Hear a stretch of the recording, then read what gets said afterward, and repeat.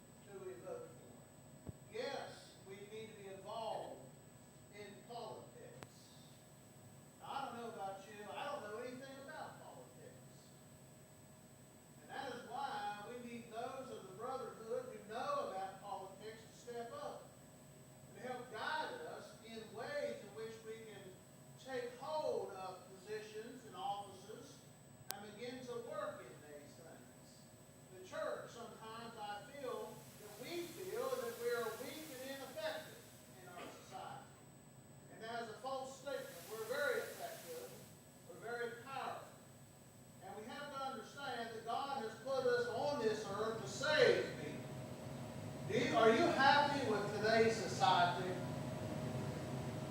Now you can answer it, church. You can talk to me tonight. If I don't get an amen once in a while, I'm going to preach for a long, long time. All right? I like to hear an amen once in a while, so I know that you're awake out there. But no, the majority of the people that I talk with, and there's old Ted Beekman, there's another fine one. I'm glad to see old Terrible Ted. I told Ted one time, I said, I called him Terrible Ted. I said, you know, I wrestled a bear one time called Terrible Ted. He said, did you win? No. But Ted, it does matter who we vote for, doesn't it?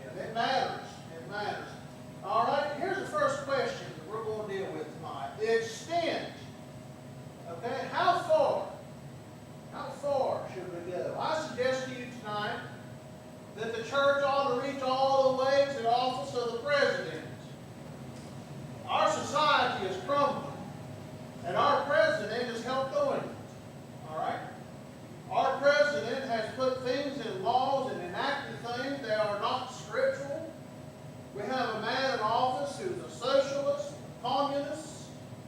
He does not care about Christianity, nor does he practice Christianity. He is opposed to those very things. What point should we get? I'm going to deal beginning in Romans chapter 1. Beginning in verse 16, the Apostle Paul writes to the Roman Church of Christ, and he is addressing the congregation there about some things that I believe are very helpful, because he is trying to show several things. First of all, about faith for all humanity. Let me tell you one thing. Our society, the world, needs to hear the gospel preached. I'm fearful of the things that are taking place. I'm fearful of the Muslim push. Why? Because the Muslim push does not have hope based in it. All right? It is threats. All right? I want the gospel preached, and I want able-bodied men to preach it, because I want the world to have hope. You're dealing with a society, and I'm going to quote somebody, as soon as I think of his name, but off of, remember Duck Dynasty? I remember the majority of you watched that, and they enjoyed that show. Remember Phil Robertson? But I was watching an interview of Phil Robertson, and he said, and I believe he was right. I don't believe everything he said, but I do believe on this subject he was right when he said, this is our first time. This is the first time in our nation's history that we're dealing with a Jesus-less society. Our society does not or will not tolerate gospel preaching anymore, and it will not tolerate Jesus. It doesn't want Jesus. So, if we're going to bring hope back to society, let me tell you some things. Hope is not found in a president. All right? Hope is found in the gospel. Now, we need somebody in office. We need somebody to turn society around and come back to the principles that our founding fathers had laid down that come from the Bible. And we need someone in office to start ferreting out punishments and doing things against the crimes that are done in society. I'm just appalled at the numbers that our society has turned in on matters of abortion. It scares me to death. It scares me. Let's talk about some things tonight. Let's look what the Apostle Paul says, beginning in verse 16. Paul says, "For I am not ashamed of the gospel of Christ, for it is the power of God to salvation for everyone who believes, for the Jew first and also for the Greek." Church, do you believe that? How powerful is this? Say that again. I can't hear you. It is the most powerful thing on the face of the planet, Brother King said. It's sharper than a two-edged sword. And a lot of times we walk around like we're meek and scared to death. Man, we've got this. And you begin to look at the power. That word in the Greek, dynamos, is the same English word we get for dynamite. This thing is powerful. And it moves society. It'll change people if it is preached effectively. All right, for the righteousness of God is revealed from faith to faith, as it is written, the just shall live by faith. For the wrath of God is revealed from heaven against all ungodliness and unrighteousness of men who suppress the truth and unrighteousness. Verse 19. Because what may be known of God is manifested in them, for God has shown it to them. Verse 20. For since the creation of the world, his invisible attributes are clearly seen, being understood by the things that were made, even his eternal power and Godhead, so they are without excuse. Because although they know God, they did not glorify him as God, nor were they thankful, but became futile in their thoughts, and their foolish hearts were darkened. And professing to be wise, and become fools, and changed the glory of the incorruptible God into an image made like corruptible man, and birds, and four-footed animals, and creeping things. Verse 24. Therefore, God also gave them up to uncleanliness and the lust of their hearts, to dishonor their bodies among themselves, who exchanged the truth of God for the lie, and they worshiped and served the creature rather than the Creator, who is blessed forever. Amen. And for this reason God gave them up to vile passions, For even their women exchange the natural use for what is against nature. And likewise also the men, leaving the natural use of the women, burned in lust for one another, and men with men committing what is shameful, receiving in themselves the penalty of the error which was due. Verse 28, and even as they did not like to retain God in their knowledge, God gave them over to debased minds to do those things which are not fitting, being filled with all unrighteousness and sexual immorality, wickedness, covetousness, maliciousness, full of envy, murder, strife, deceit, evil-mindedness. They are whisperers, backbiters, haters of God, violent, proud boasters, inventors of evil things, disobedient to parents, undiscerning, untrustworthy. That word in your Bible, unloving, it means King James calls out without natural affection, unforgiving, unmerciful, who knowing the righteous judgment of God that those who practice such things are deserving of death. Not only do the same, but also approve of those who practice in them, or your King James will say, who has pleasure in them. Let me say this. Let me ask this question. Think about what the Apostle Paul said here in these few verses. Do you believe the United States is on that tipping point of whether we can be saved or we can fall? I believe we're there. I don't believe we're so far downhill that we cannot bring it around. But I believe that we are close. I believe changes need to be made. Why? Well, number one, our moral standings have collapsed and are collapsing. Our ethics are now collapsing. We are in a system, and let me say this, as the Apostle Paul had marked out here, for the wrath of God is revealed against ungodliness in verse 18. I want you to think for a moment with me, church, tonight, about nations, great nations in the world's history. And I want you to think about the nations such as Sodom and Gomorrah, and the Philistine nation, and the Amorites, and the nation of Nineveh, and the Romans, the Egyptians, and Israel, and the Babylonians. These nations once ruled the earth. Okay? When you heard the name of the Philistines, you were scared. If you had heard the Romans were coming, you were scared. If you heard the Babylonians were coming, you were scared. If the Ninevites were coming, and the nation of Nineveh, they were very fierce warriors, or the Assyrians, or the Medes and the Persians, or whatever, you were scared because they were world-dominating powers. Where are they at today, church?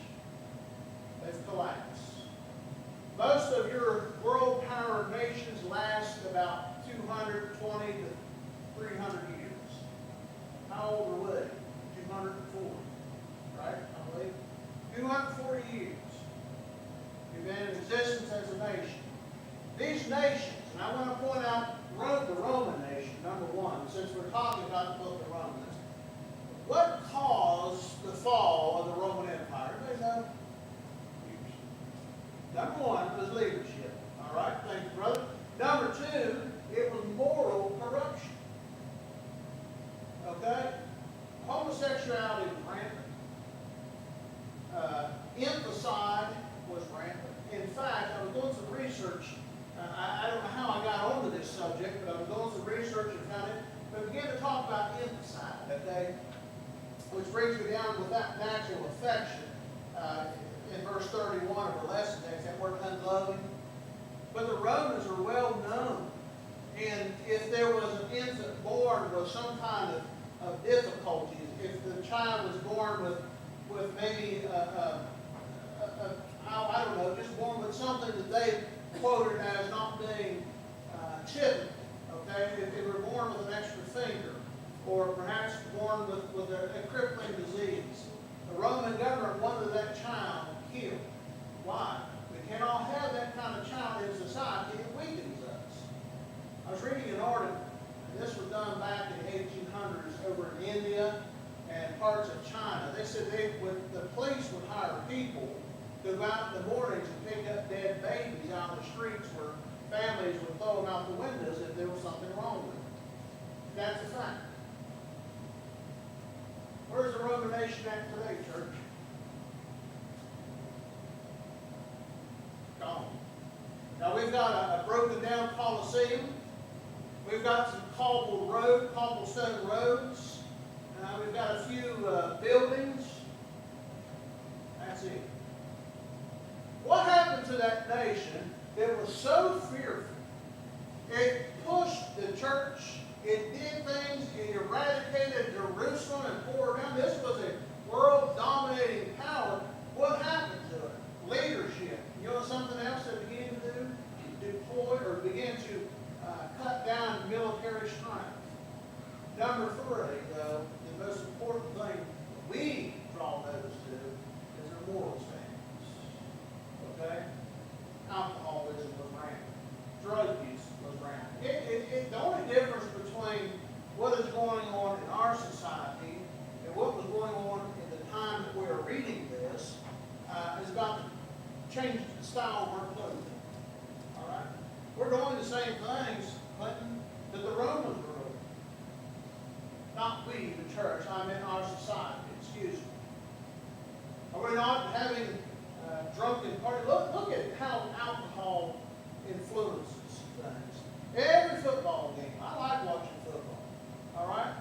But when you go to the West Virginia Coliseum, we don't need alcohol there. There's enough idiots there in the world, but we don't need that alcohol to make it worse. All right, that's right. All right? And let me say this. I'm getting in my car with my wife and children, and this dude's getting in a car that's drunk. I don't need that. All right? But I want you to think about other things. Look at for instance, look at now the children on drugs. Okay? It wasn't until I was in high school before I was introduced to seeing drugs. Okay? Now I'm told it's in middle school and it's heading back down. Kids bring it from home. Those kids need to be brought to Sunday school. They need to be taught. All right? I want you to think about not only that, but think about our state. Let me say this to you. My wife and I have been blessed with 5 beautiful children. We love those children. Now they drive me nuts. Yeah. And you see my hair falling out and I'm getting gray in it. That's because of my children. And but let me say this. 3 of our last children, we have gone, of course, my wife cannot wait to see the sex of the child. She can't wait the 9 months. We've got to go now. We've got to find out what we're, you know, after the first or second child, that kind of wears off. Okay? So after 3 and 4 and 5, you're like, you know, is it going to be a boy or a girl? So, I mean, you know, pretty good odds there.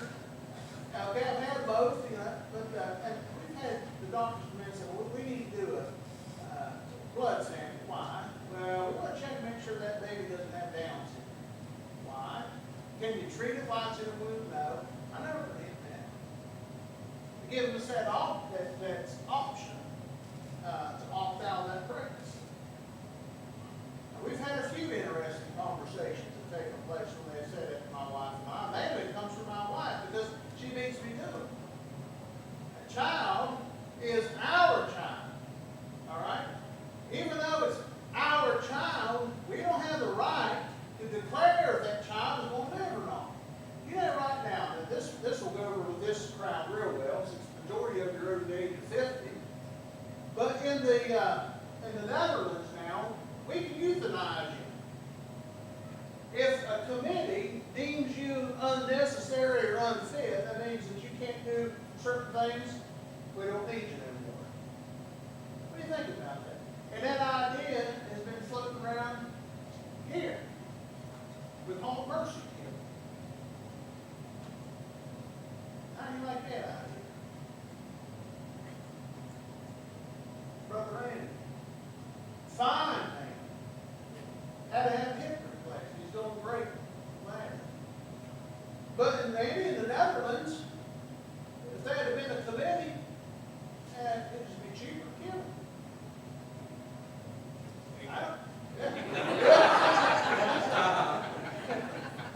So we like Andy. We want to keep Andy around, okay? He's an important part of our family. We want him around. But I'm just saying, look at the point of these things, okay? Should we really be battling with questions about gender issues and which restrooms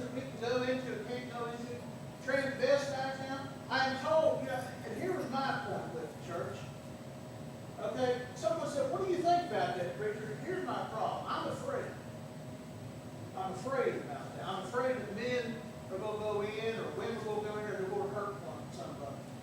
That's what I'm afraid of. Okay? I'm afraid about these things. Okay? But should we really be battling questions about if homosexuality is right or wrong, or if we have the right to abort a child, or is drinking right? Should we really be battling questions like this? Church, the old soldiers of the cross. Did you ever think, sir, that you'd be dealing with something like that? Huh? Brother King, did you ever think that you'd be battling with questions such as this? All right? It's front page all the time. It's Front page.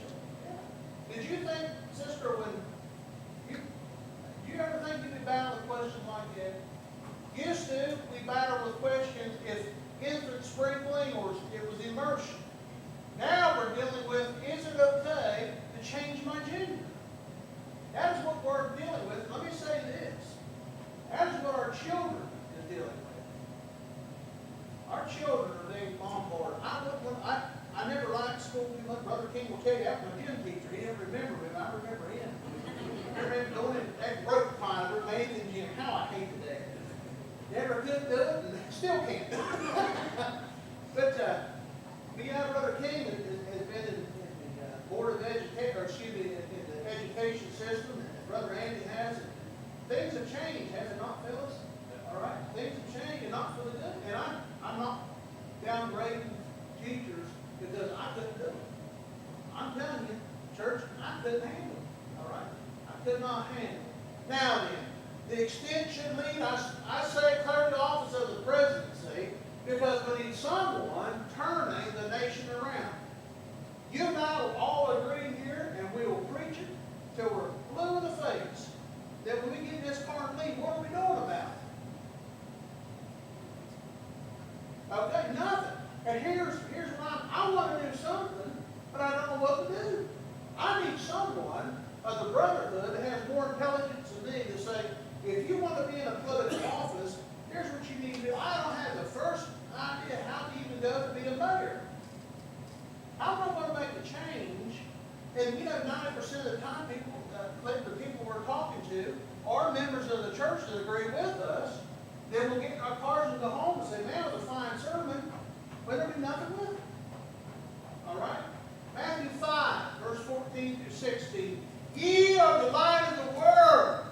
A city set on a hill that cannot be hidden, nor they light a lamp to put under a basket, but on a lampstand to give light to all who are in the house. So let your light shine before men, that they may see your good works and glorify your Father that's in heaven. I'm showing my good works tonight. That's easy in here. But when do I go through those doors? You see? Now it's biblical, and now it's spiritual. How far should we go? What extent should we go? All the way to the presidency. Can you imagine for a moment the President of the United States leading us in a song of this little Christian line of mine? Can you imagine that? You go back in history. You ever heard the name James A. Garfield? All right, he was the 20th president. He was also, and he was assassinated. All right, what else was the church? He was the elder in the church. I could see the devil's handiwork there, took him right out of office. You ever look at the changes he was making? All right, he was president during or coming out of the Civil War, and all the Reformation that was taking place, and the Reformation movement in the church, and he was there when the church was splitting over the instrument and the missionary society and other things such as that. But the light is the gospel. Just imagine if that man were permitted to live. Do you think he would have made some change? What is today a member of the church would make it to office? He would be awful. He would be the most hated man on the earth. I don't know if we can make it to office before someone kills us. I can't preach like this just everywhere, you know that. Stuff I said here tonight, I got California to kill. And they would say that is a narrow-minded bigot. That's what they would say. They don't know that I love people. I'm a people person. They don't know that. They say, hey, you talk about these things are right. But let's talk about the power of the gospel. I better get moving. Paul states that the gospel is powerful. For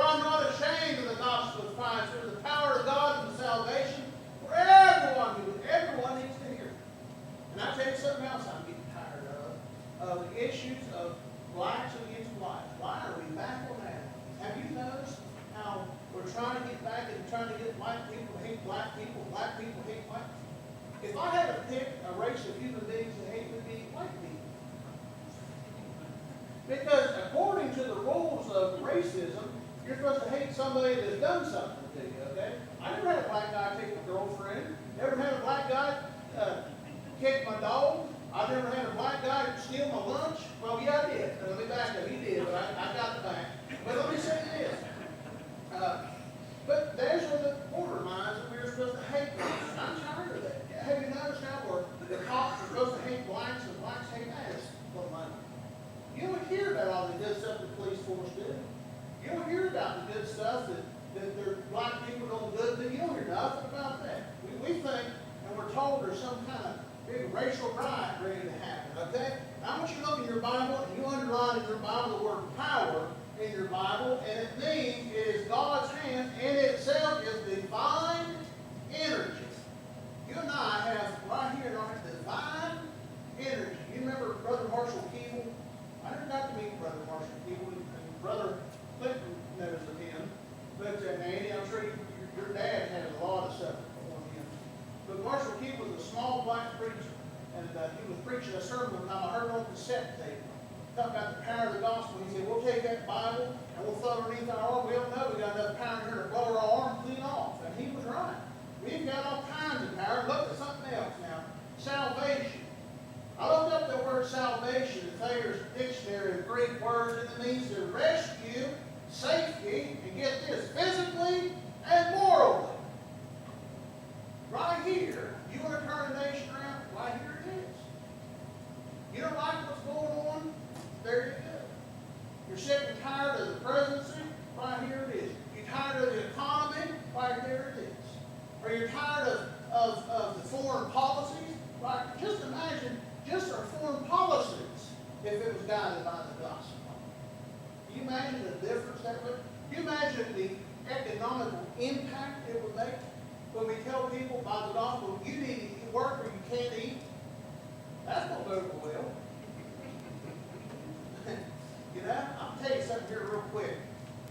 Some time ago, I don't like Walmart. Anybody work at Walmart? Okay, I'll be honest. I went to Walmart one night in Morgantown. 300 of us people standing in line 2 cash registers. All right? There come a manager walking by. Hey, here a minute. Yes, sir. I said, hey, look at this. We got 35 cash registers closed. 300 of us standing in line a mile long. I said, don't you think he could, I'm thinking I'm going to tell this dude, and he's going to, I'm some kind of powerful guy, he's a little thing, and all this one. He said, well, I'd like to do that, sir, but let me tell you something. He said, I've got a stack of resumes like that on my desk. And I said, yeah. And he said, half of them can't read. The other half is on drugs. The other half can't pass a urine test. He said, would you like to have an application? I do. I'll be quiet, all right? The idea, though, can you imagine if we taught people to be workers and hard workers, have the mentality that the generation before us had, or possibly the baby boomers, but their parents that come out of the World War II, greatest generation in our history. Right there. We all learned something from. All right, but I want you to notice something else. People's minds are being corrupted. All right? You turn on the TV, what do you see, church? Trash. I just recently threw my cell phone away, and I just recently removed the cable box from my house. I get in jail for that. All right? I'm sick and tired of what's on TV. All right? I'm tired of all the things that are on there. Now let's talk about some things. I want to talk about your children. Any of you have children? Grandchildren? All right? Have you ever noticed for a moment? I want you to watch for a moment on TV how your children and my children, your grandchildren are being bombarded for the time that people on the TV. All right? Evolution is taught on SpongeBob. All right? From SpongeBob all the way to Peppa Pig. Now, having children from the age of 17 to 2, we've watched a lot of, I've been watching cartoons for more than 18 years now, okay? But in every one of them, there's something there that is not right. Turn on the Disney Channel, you have to deal with homosexuality now on the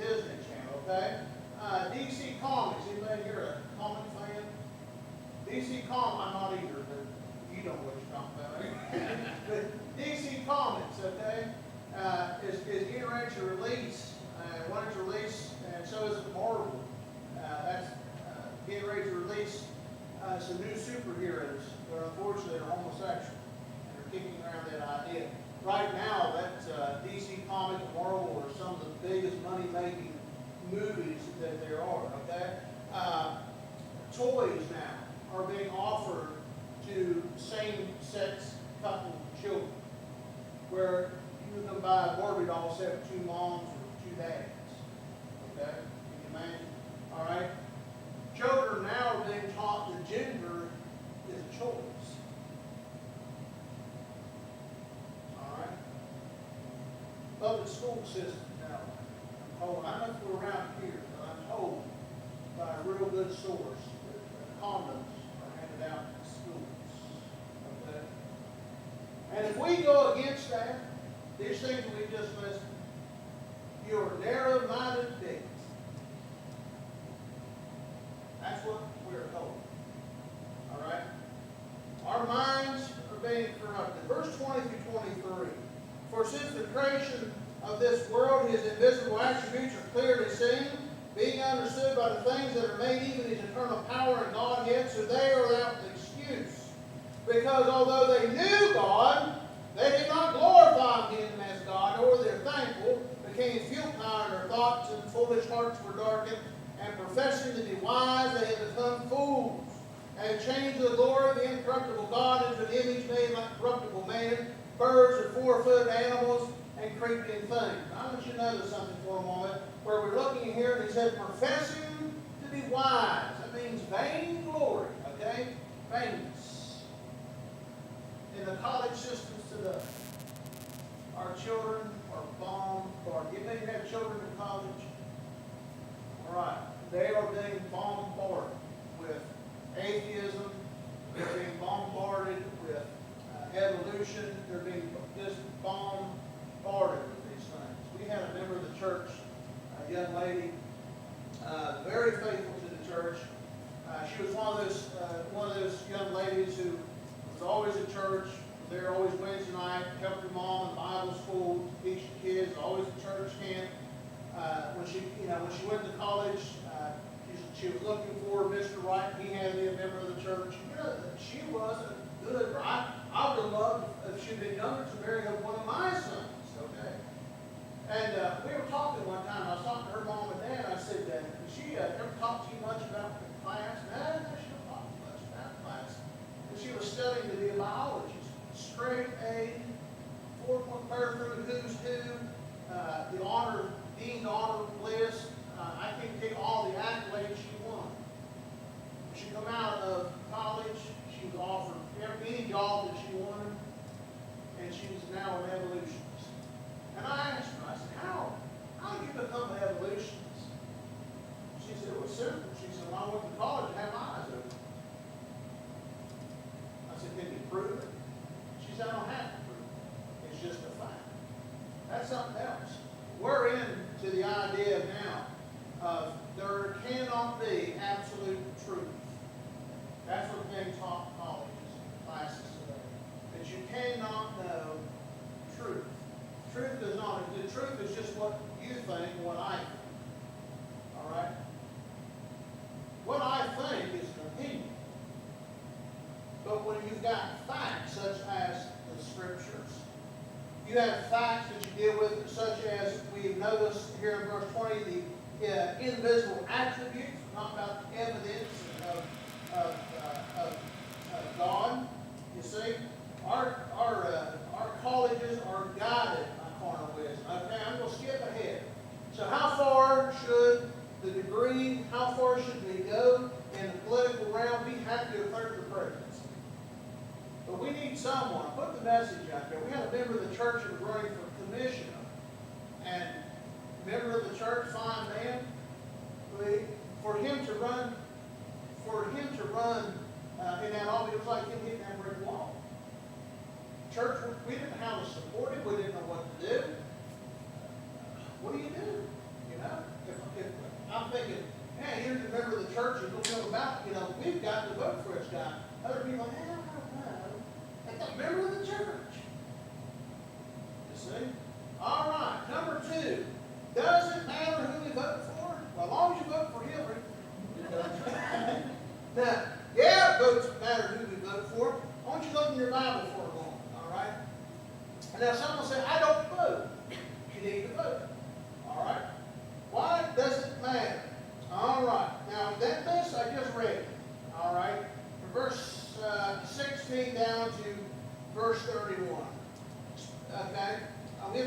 about sin. All right? Now, I want you to notice something. Verse 32, Paul says, who knowing the righteous judgment of God, and we do, and those who practice such things are deserving of death. We're not talking physical death. We're talking about spiritual death. Not only do the same, but also approve of those who practice them. If I cast a vote for Hillary, if I offend you, but if I offend you, but here's what I'm going to tell you. She's for abortion. She's for same-sex marriage. All right? She's not for coal miners. All right? Now, if I vote for her on the same way, you know what, I like her king. Have I not approved of these things, church?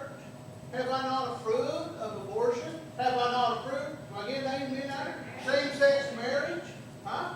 You see, it does matter who we vote for. All right? Now, who to vote for? Man, who do you vote for? All right? I don't know. I've looked at the issues, and who do you vote for? You've got one guy, is a raving maniac, and I like him in some aspects, but there's some kind of scared him.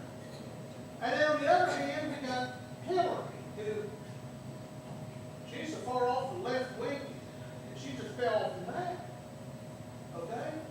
Doesn't matter who we vote for, yes. But don't you see now why we need someone in office to vote for her? And now isn't the case now where we have people say, yeah, I'm going to do this, and this. You know you can get elected. It's quite easy. Just don't take a stand for nothing. Don't say, are you for are you standing against anything? No. No. I'm standing for nothing. Well, we're going to put you in office. All right? That's what they want. They cannot and do not want someone that says, no, that is wrong. We're up against something right now as far as our Supreme Court nominee. That's scary. All right? Because we get the wrong man or wrong woman in there, we're done. Right now it's leaning towards the left, and we get one more extreme left-winger in there, we're done. All right? We're done. It's going to be rough. All right? It's going to be rough. Doesn't matter who we vote for, yeah. And let me tell you something else, church, before I do. I think most of you may not see it, but I tell you, before they put me in the ground, I'm going to see the church first. It's coming. And we better get the generation coming up prepared. You may not have to live all that long in order to see it. I'm afraid of it, brother. I'm afraid it's coming. But let me say this about persecution in the church. When did the church grow the most? When she was being persecuted. Maybe we need that kick. Huh? Maybe we need that. So maybe we have sat around too long on padded pews, and we should have been out there talking. Maybe we need that show. Does it matter who we vote for? Yes. And be careful, because look at verse 32. Also approve of those who practice it as well. I thank you so much for your time. Please don't hit me. I love you. Remember, I have a wife and children, so if you hit me, don't hit me very hard. Okay? I appreciate the time we've had together tonight. Thank you for the invitation. It's always good to see you. We love you, and we care for you greatly. And I'm so glad the work here is carrying on. And I'm glad for you. But let me tell you this. Go spread the gospel. Get it out there. You've got to tell people in colleges and schools, your workforce, your co-workers, your family. You've got to get it out there. Do you know how 90% of people came to the Church of Christ? Invitation. A simple invitation. Would you come to the church? Something for us to think about. Thank you very much.